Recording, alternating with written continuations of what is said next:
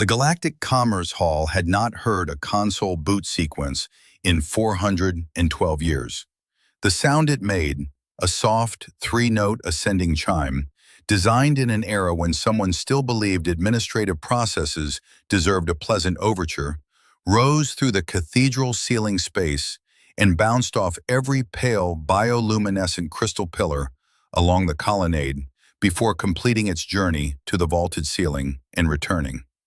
The acoustics were extraordinary. The dust was worse.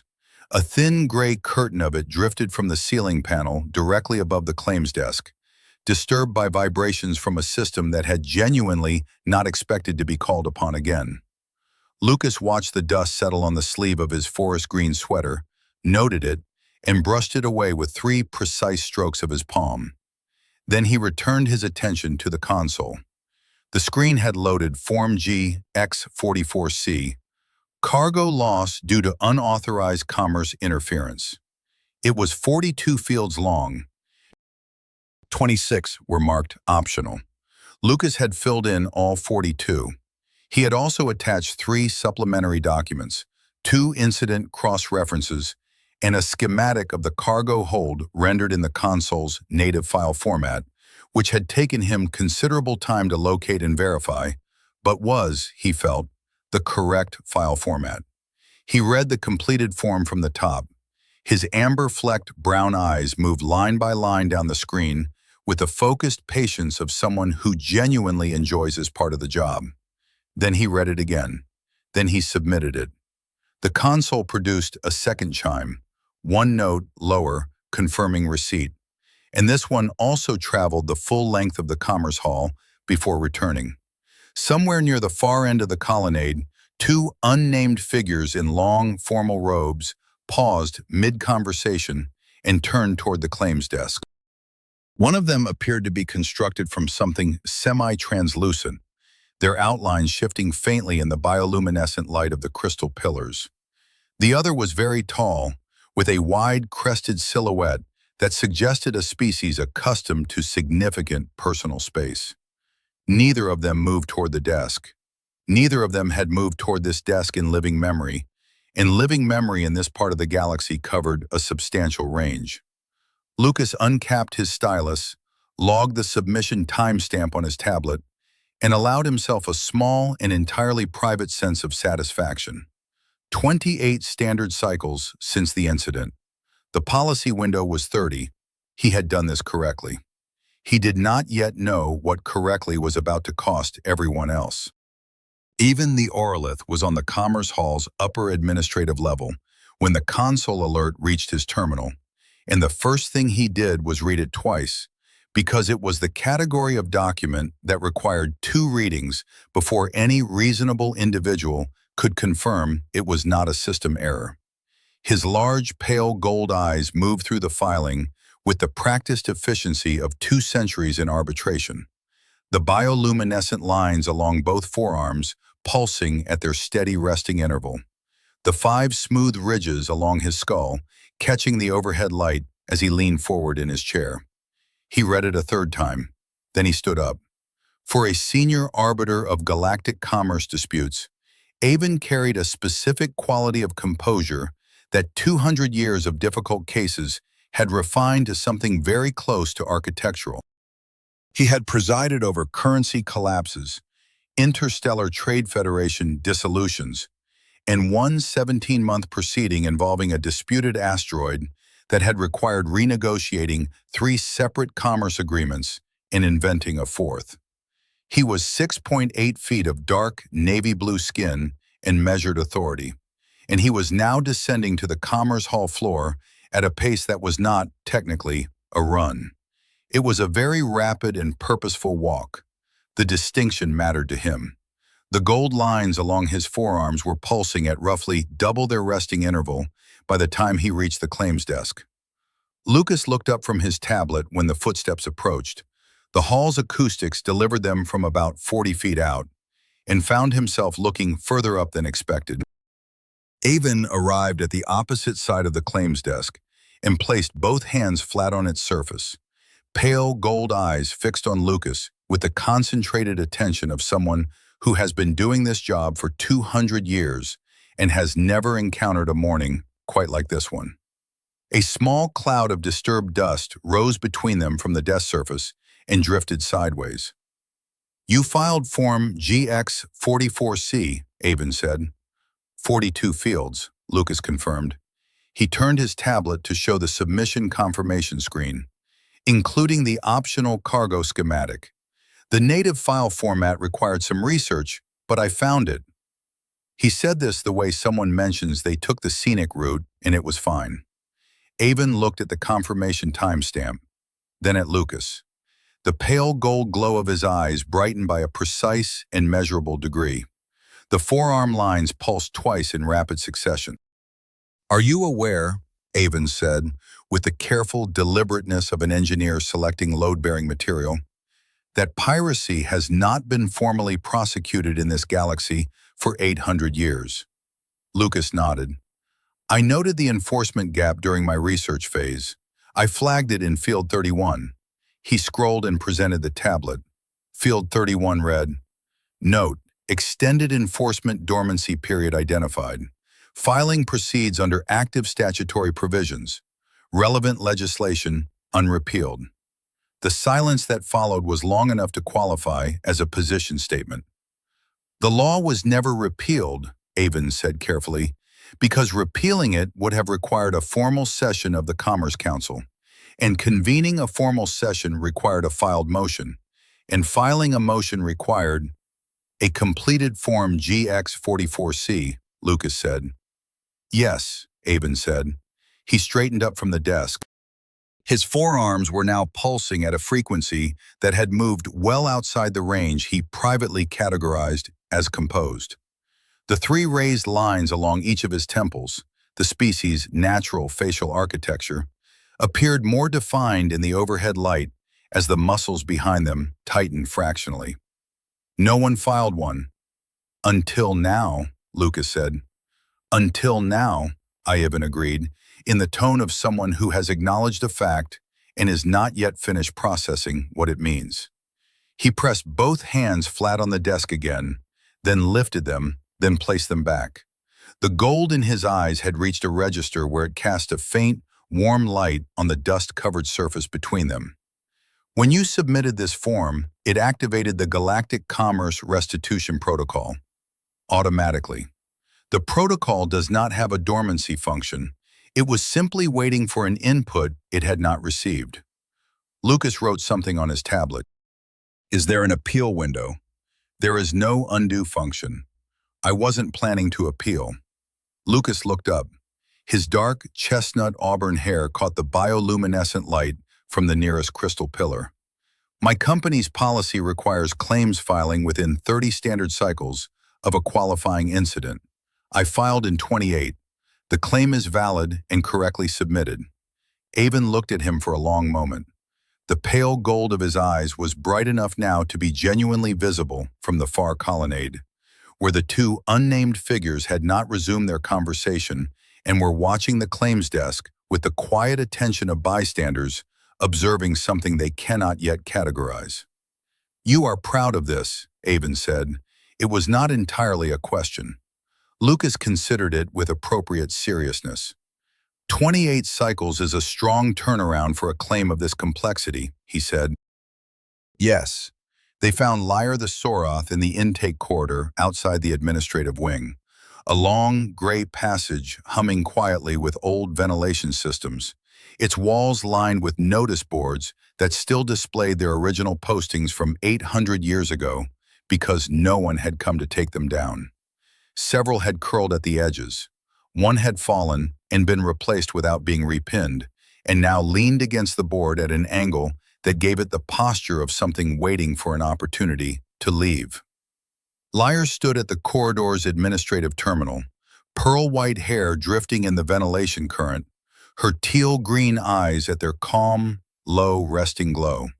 She was the galactic notary of formal complaints, a position that had averaged 11 filings per century for the past 400 years, 9 of which were from the same entity disputing the ventilation output in the Eastern Corridor.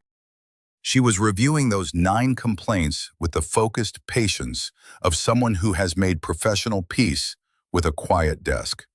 She was reading complaint 4 when the terminal beside her produced an alert. She read the alert. Her teal eyes shifted from their candle-level resting glow to something clearly and involuntarily brighter. Her slightly pointed ears, close to the skull, subtle, with their 2 fine inner ridges, angled forward against her head. Her pearl-white hair, which had been drifting with characteristic mild independence, went very still. Then Aeven came through the corridor entrance, and Lucas followed 2 steps behind, still writing on his tablet. And Liar looked at both of them with the expression of a notary who has just understood why someone is walking toward her desk.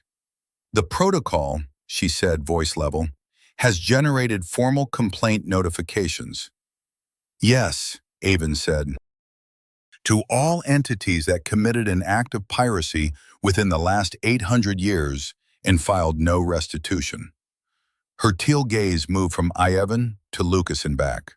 The fine, raised, wood-grain markings along her neck were clearly visible above her ivory collar.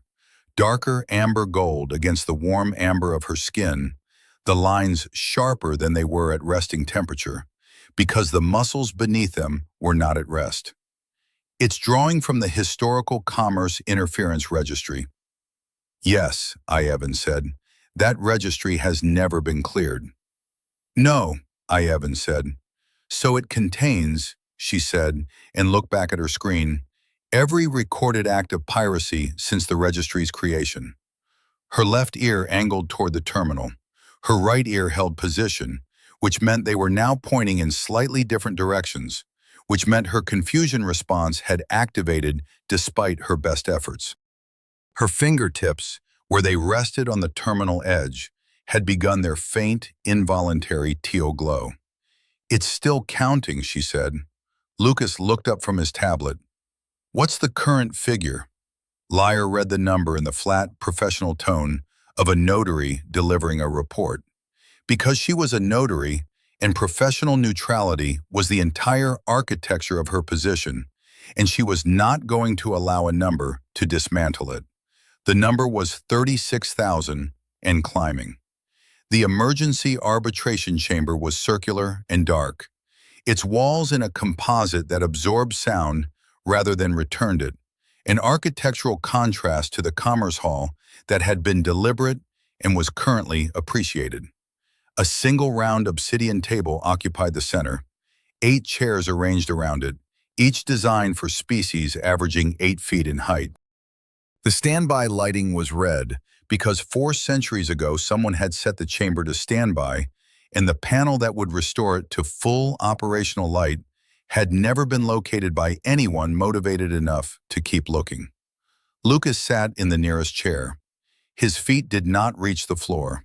He adjusted his posture, found the adjustment made no meaningful difference to the foot situation, and opened a new document on his tablet. Aeven stood. The red standby lighting turned the planes of his navy blue cheekbones to something darker, caught the 5 skull ridges from crown to nape, and shifted the pale gold of his eyes toward amber.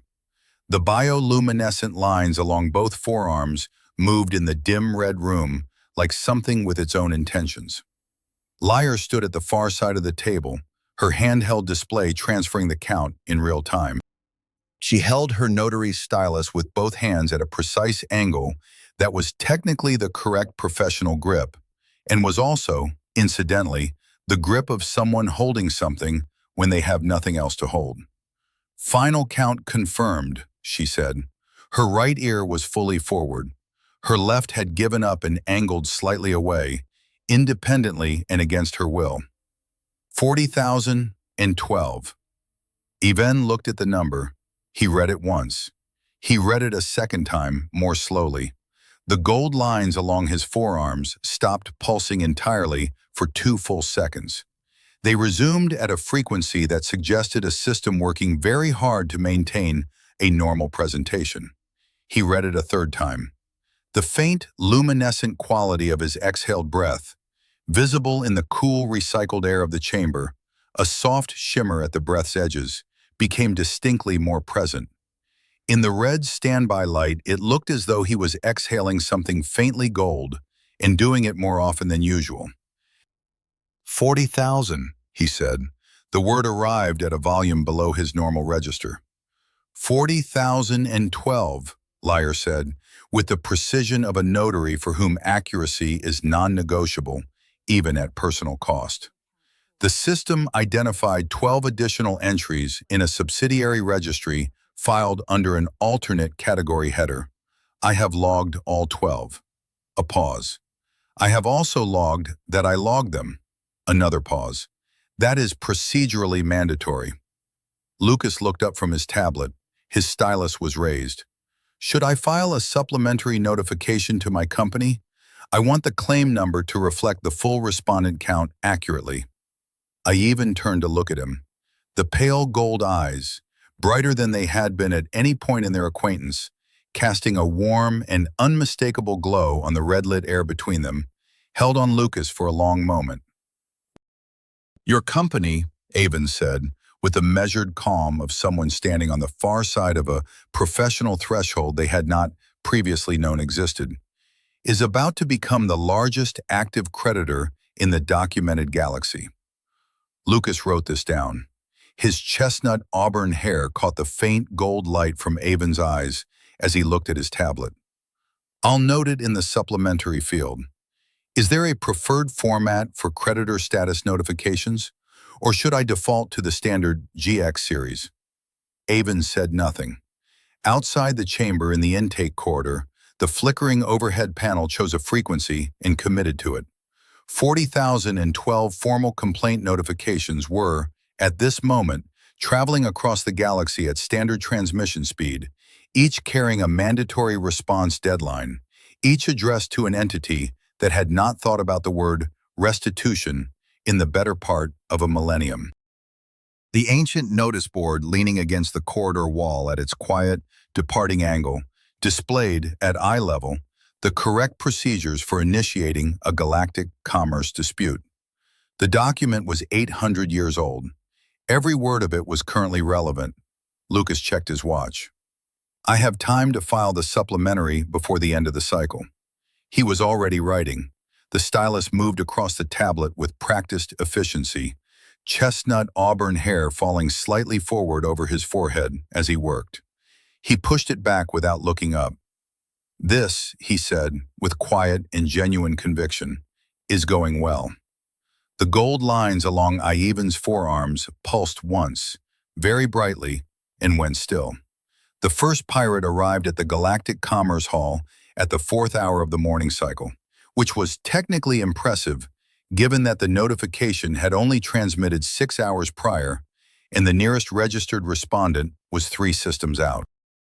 He was tall, blue-scaled across the shoulders in a way that suggested a species not in the approved character list and therefore irrelevant to proceedings.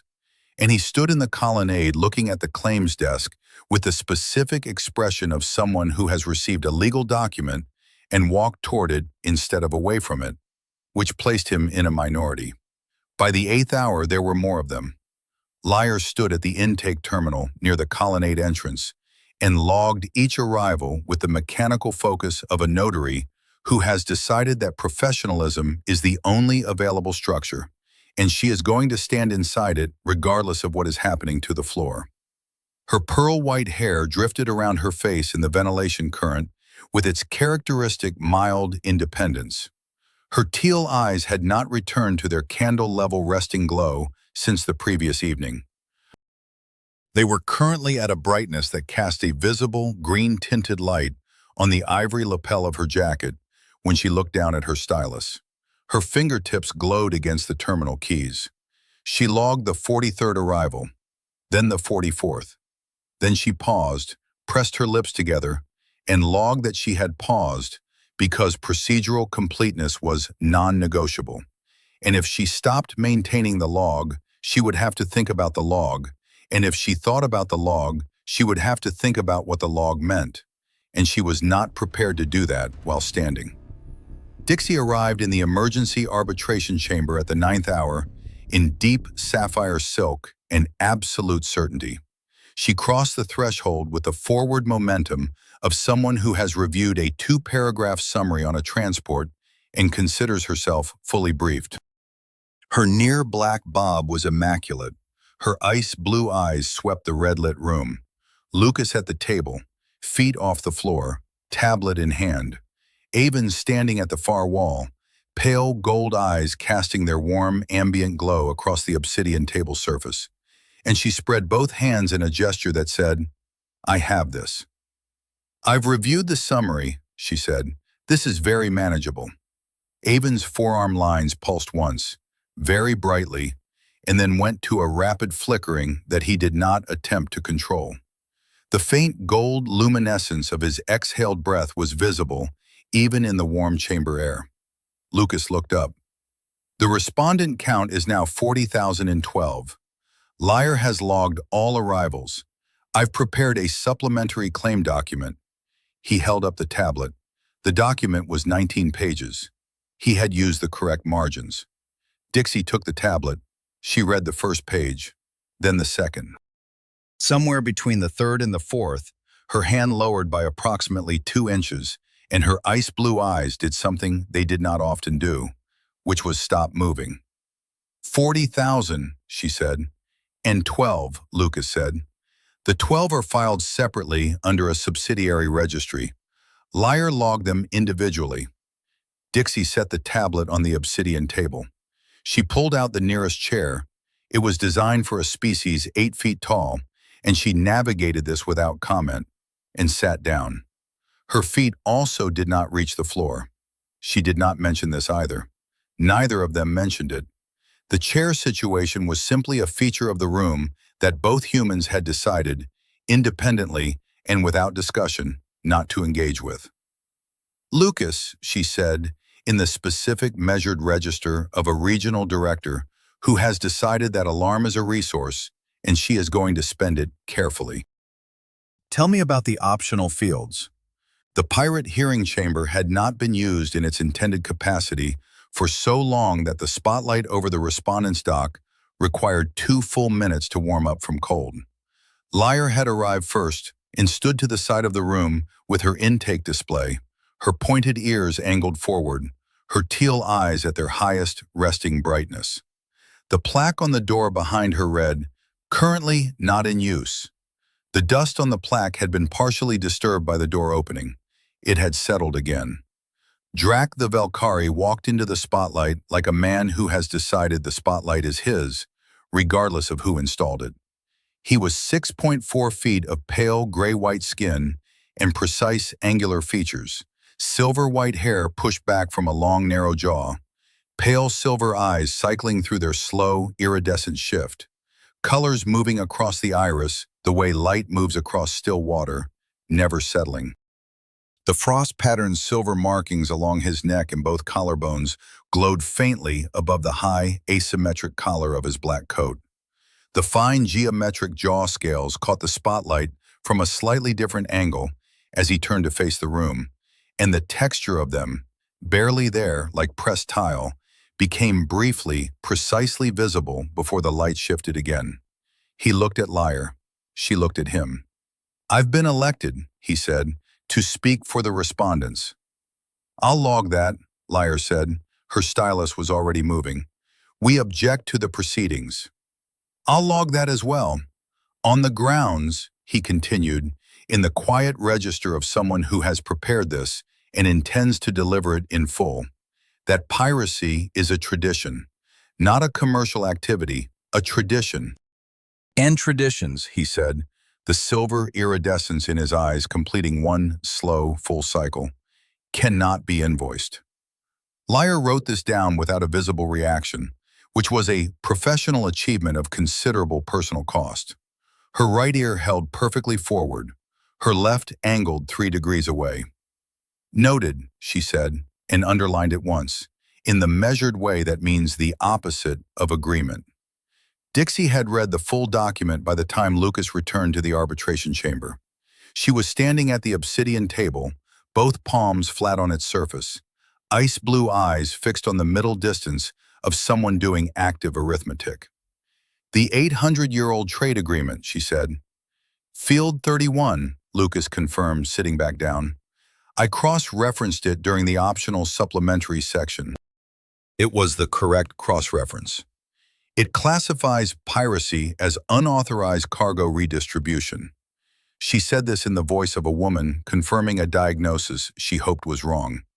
And under that classification, restitution is owed to the insurer, not the cargo owner.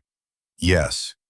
So our company, she said, is now the largest active creditor in the documented galaxy. Aeven confirmed the terminology, Lucas said. I've drafted the internal memo. I used the standard format. He showed her. The memo was formatted correctly. She did not look at it. Drak arrived at the chamber entrance with Lyre behind him, stylus raised. He looked at the two humans, one standing, one seated, one with feet off the floor, and then at the 19-page document on the table, and his jaw scales caught the red light as he turned his head by 1 precise degree. Lucas showed him the relevant clause. Drak read it. The silver iridescence in his pale eyes cycled through 4 colors without pausing. The frost markings along his collarbones pulsed once, sharp and bright. If your entities voluntarily register as licensed independent commercial operators, Lucas said, and his stylus was already uncapped, the restitution obligation dissolves retroactively, and our company is legally required to provide commercial liability coverage. The silence had weight. You're offering us insurance, Drak said flatly. I'm presenting the applicable clause, Lucas said. The offer is structural. Drak looked at the document for a long time. The frost markings on his neck glowed at a steady, low pulse.